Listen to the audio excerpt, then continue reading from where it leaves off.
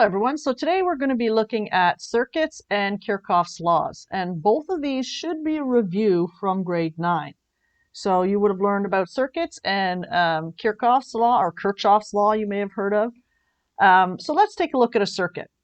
In order for electricity to flow, there has to be a complete circuit. And a simple basic circuit will have a source like a battery, for example. And then you'd have to have some kind of load, let's say a light bulb.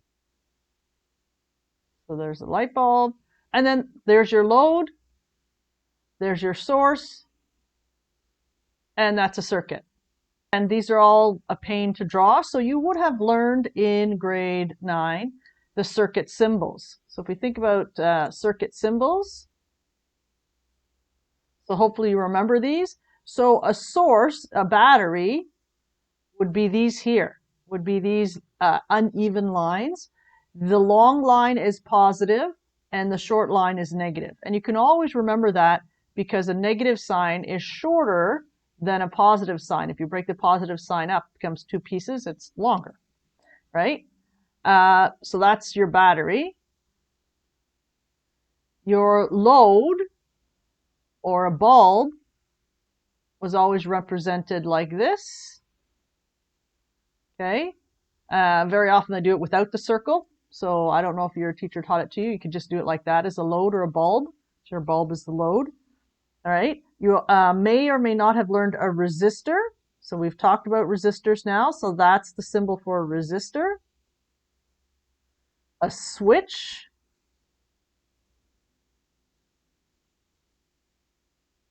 Wires are always straight lines. So the difference between this wire here, this is a junction where the wires meet.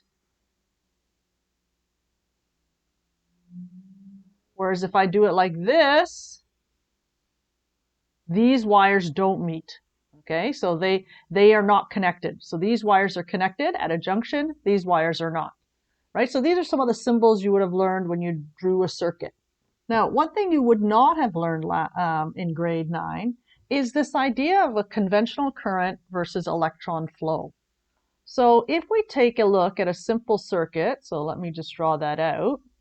Here's a bulb here. So this is a simple circuit. So in grade 9, you would have learned that electricity comes out of the negative, flows through, and then goes back. This is actually electron flow. So this is the direction that electrons flow inside a circuit. So this is what's actually happening.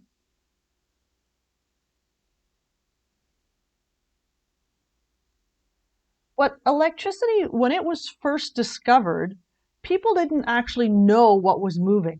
So they didn't discover, electrons weren't discovered until the 1900s. But electricity was discovered much earlier. So people didn't know what was flowing. So what they thought was flowing was the positive charge.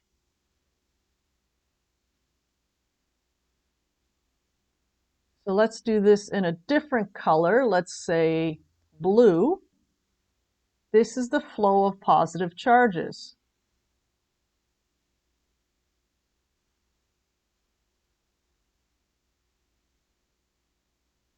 So that's what was happening. But now we know that this is not the case. But historically, since it was already established, people had already on batteries put a positive and a negative. People had already set up circuits so that everything came out of the pot with the understanding that everything came out of the positive, that this is now called conventional current.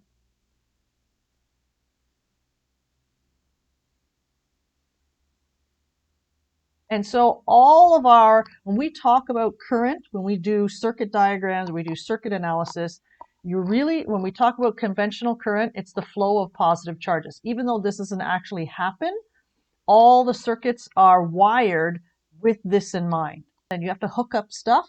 We always hook it up in terms of conventional current, where we imagine the flow coming out of the positive and going into the negative, even though that's not what's actually happening. So keep that in mind. So anytime I use I as current, what I'm talking about is conventional current. This is called E or electron flow, right? And so those are two separate things. Even though it's just really just the electrons moving around and that's what's creating current, this is what we use normally. All right, so keep that in mind. Anytime you see me draw a circuit and I talk about the current flowing, it'll always come out of the positive into the negative, and that's conventional current. Now, if you remember from grade 9, there are two basic types of circuits. The first is a series circuit. In a series circuit, the current flows along one path. So if we take a look at a series circuit, so let's draw one out here.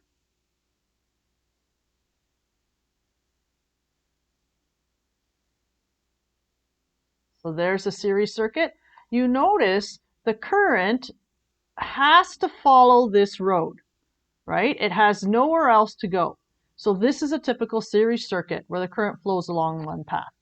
The second type of circuit is a parallel circuit. And in a parallel circuit, the current flows along more than one path. So if I were to draw a parallel circuit here,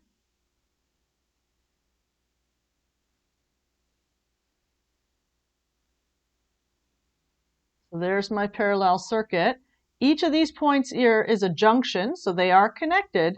And so if your current coming out, as the current comes here, it has a choice. Do I go down this pathway here, or do I go down this pathway? And then when it gets here, it has another choice, here or here. So you can see it has a choice of the branches it's going to take. Now this is one way to draw a parallel circuit.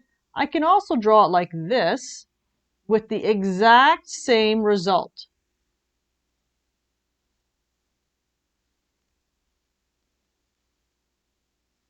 Let's just go like that. And you're going to see later I'm going to get lazy and we're just going to do resistors instead of bulbs. Right? So if I take a look at this, this is also a parallel circuit with three branches. So the current comes out here, it has a choice. Do I go straight down? Do I go left? Or do I go right? Right? So it has a choice. Which way is it going to go? And then it joins back up and then it comes back. Right? So that you can see the pathway that the current can flow. All right, but it has choice, and that's what we know about parallel circuits. Now, in the mid-1800s, a scientist by the name of Gustav Kirchhoff, he looked at circuits, and he came up with two important laws that help us understand what happens to current and potential difference in these different types of circuits. So what happens in a series circuit, what happens in a parallel circuit, what happens in a circuit in general. So his first law is called Kirchhoff's current law, or sometimes it's called the junction law. And what it says is that in a closed circuit, the amount of current entering a junction is equal to the amount of current exiting a junction. So what does that mean? Well, let's take a look. If I draw out a circuit with a junction, so a parallel circuit has a junction, so there we go. And it says the amount of current entering a junction is equal to the amount of current exiting. So if we think about it, let's imagine coming out of this source, I have, remember current is in amps, so let's say I have 2 amps of current. And when I get to this point here, the electrons really can choose where they want to go. So I can say, well, 1 amp goes down here and 1 amp goes down there. And so they split up. I cannot magically get an extra amp anywhere. This can't happen. So it has to be the amount going in is equal to the amount coming out. So going into this junction right here would be 1 amp this way and 1 amp that way. Now, does it have to be equal? No. It could be 1.5 amps here and 0.5 amps there. That could happen as long as they add up to 2. Now, what decides what goes more, where more current goes and where less current goes? It's the resistance in the bulbs. So another way to think about it is imagine I have water moving along like this. And the water is going to branch out into 2 branches. One branch is narrow with a bunch of rocks in there, so I'll put a little bit of rocks, and one is wide open. So when the water gets here, where is more water going to flow? Well, down here, you're going to have more water because it's easier for the water to go. And here you would have less water. But does water disappear? The answer is no. The amount of water in this one plus this one must equal the amount of water you started out with. So the same thing applies here in a junction. This is what Kirchhoff is trying to say, right? The amount of currents going into the junction must be equal coming out. Now, if you think about it, that means that in a series circuit and in a parallel circuit, it's going to behave a bit differently. So if I think about it, let's do a series circuit. So if I draw a circuit here, and I'm just going to use resistors because they're way easier to draw. Right? So let's say the resistor 1, resistor 2, and resistor 3. So if I take a look at this, if I have current coming out here, right, the current, whatever the current is coming out at the source, let's call it the total current coming out. Well, the total current coming out here, there's no branch. So that must equal the total current here, the current through here, and the current through there, which means that in series, all the currents are equal. On the other hand, if I think about it in parallel,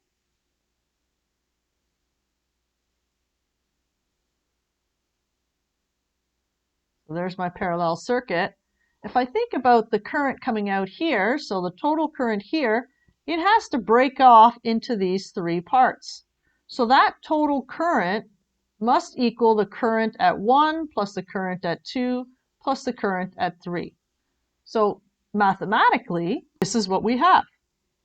In series, IT equals I1 equals I2 equals I3. All the currents are the same in series. Whereas in parallel, they add up. Now what this means is that we can have some fun with this. Well, I think it's fun. You might not think it is as fun. But let's imagine that I have a portion of a circuit. So this is not the full circuit, it's a portion of one. And so let me draw this out.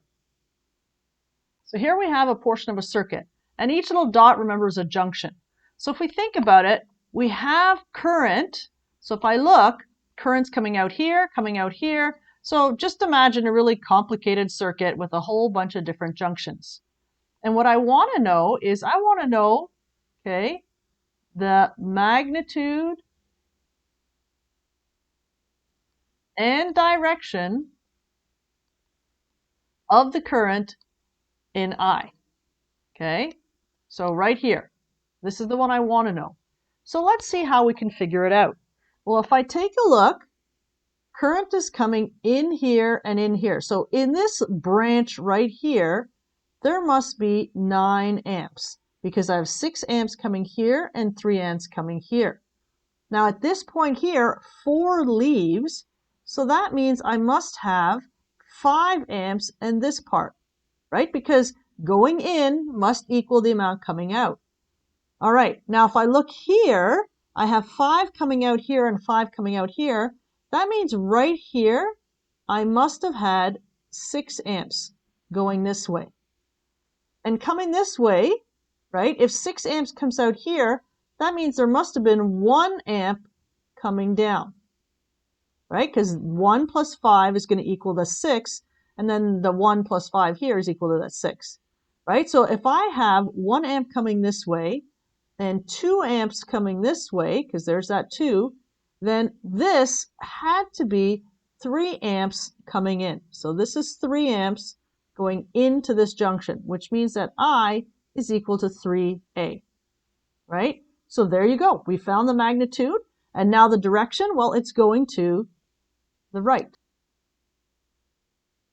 So now you've figured out what's happening in this case. This all uses Kirchhoff's current law. The amount of current going into a junction must equal out. So here I have 6 plus 3 amps going in. I must have 9 coming out. Here I have 9 going in. I must again have 5 plus 4 coming out. Right? So there it is. Now there's a much easier way to do this. And again, it's still Kirchhoff's law. Kirchhoff said the amount going in must equal the amount coming out. So let's take a look. I'm going to erase all this. And let's take a look. This is going out. so that's 2 amps. This is going out, so that's 4 amps. This is going in, so that's 6 amps. This is going in, so that's 3 amps. This is going out, that's 5 amps. And this is going out, that's 1 amp. So if we take a look, going in, I have 9 amps in total. Coming out, I have 12 amps in total. So what am I missing? So based on this, I need another 3 amps going in to make these two equal. Well, 3 amps going in would be what I want. That's 3 to the right. So this is a much easier way of doing it, still using Kirchhoff's laws. Now Kirchhoff, in addition to his current law, also has his voltage law. And in the voltage law, it says, in any complete path in a circuit, the total electric potential increase must equal the total electric potential decrease. Okay, what does that mean? Well, let's again take a look at a circuit. I'll start with a series circuit.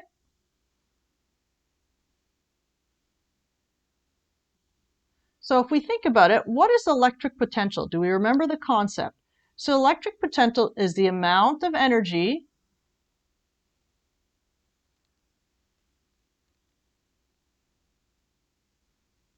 per charge. So it's the amount of energy that a battery will give, or energy source will give to the electron per charge, right? So if I have 9 volts, that means this battery is going to give 9 volts of energy for every charge that's going through it, right? If it's a 1.5 volt, then it's going to give 1.5 volts for every charge that's going through it. So that's what that means. So let's take a look. So this is where it gains energy at the source. Now here is where it loses energy. So each of these things here is a place where energy is going to drop. So if I think about it, as it goes through, it's going to lose energy at each of the loads, or in this case, a resistor. So here it's going to lose some energy. So it's going to lose some energy here. Here it's going to lose some energy. And here it's going to lose some energy. And what Kirchhoff is saying is whatever amount of energy is lost at each point, all of this has to equal the original 9 volts. Now, it might be different. It might be the same, depending on the resistance.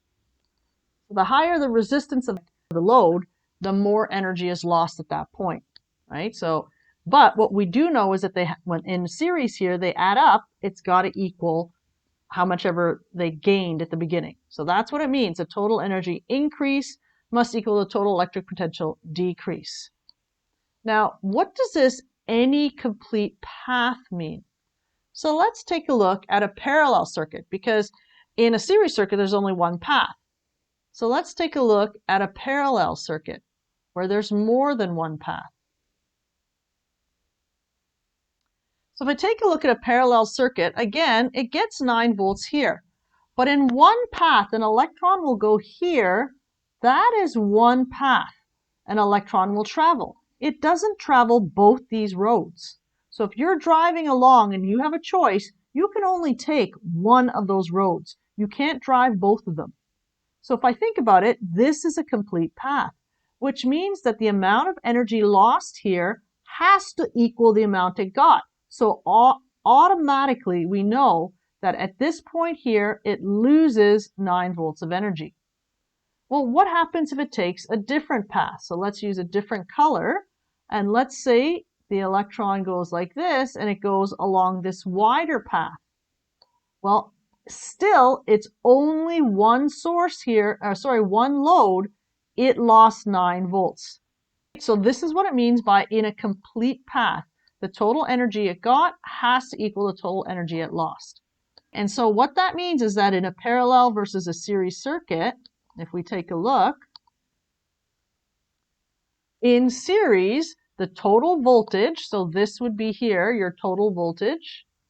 In series, the total voltage is equal to the sum of all the other voltages. Whereas in parallel, they are equal to each other. So VT is equal to V1, which is equal to V2, which is equal to V3, and so on. All right, so this is what's happening. This is what Kirchhoff has said, right? So the amount of energy must equal it. Now, a lot of students go, well, how do you know? How does the electron know to give up exactly the right amount at each spot? Well, imagine, again, a hill. And I have the hill set up. There's a ball here, and I'm going to measure it at here, here. So here I have a little, maybe a water wheel, whatever it is you want to call it. Here I have a water wheel. These are my loads. And then at the bottom here. So when this ball rolls down, it's the amount of energy it loses here and here has to equal the amount it got at the start. And then you have a pump that pumps it back up, and then it falls down again, and it turns the wheels, and it comes back. That's basically what's happening here. So that's how come we know that the amount of energy you get at the beginning, all of this has to add up back to zero. All right, so that is Kirchhoff's voltage law and Kirchhoff's current law. We are going to see in the next few lessons how this helps us analyze circuits.